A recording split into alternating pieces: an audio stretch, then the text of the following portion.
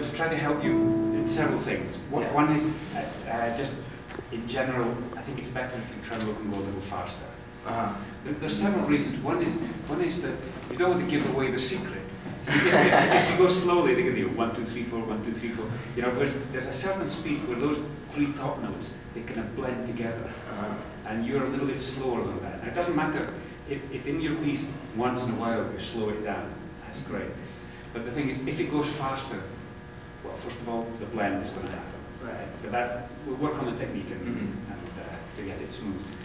The other thing is that when it takes so long to get to each different note, it's quite difficult for the audience to appreciate the long melody because we get caught up in every bar. You know?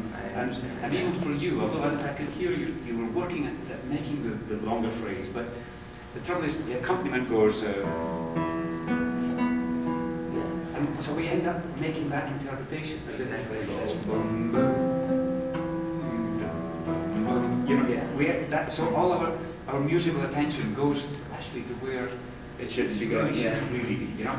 And so, you know, the big phrase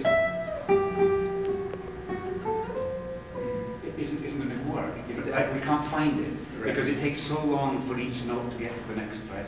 So that's the second reason why I want you to get faster, right? It's not because it's not to be virtuoso at all. It's actually to reach so that the melody will carry together. So there's not the knocking on the door. Well, that bit is fine. Yes. But so it's not just always the knocking. Yes, exactly. That's that there's also the singing. Yeah, the singing has to be. You know, so you have the feeling of this joining to this. So we'll get there. But now there's a couple of other things that I should mention to you first before we go into it. When you're playing with the bass note, it's quite difficult for these not to come out loud. But often what tends to happen is that your bottom note was extra quiet.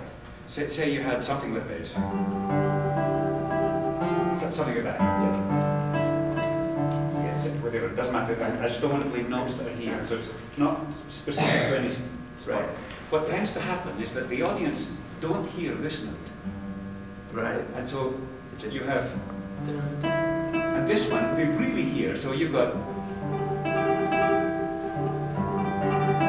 so your bar has no, it should actually be the other way around. The accompaniment should go like this. It should be the loudest, second loudest, quietest, middle, loud. Right? Now, there's a reason.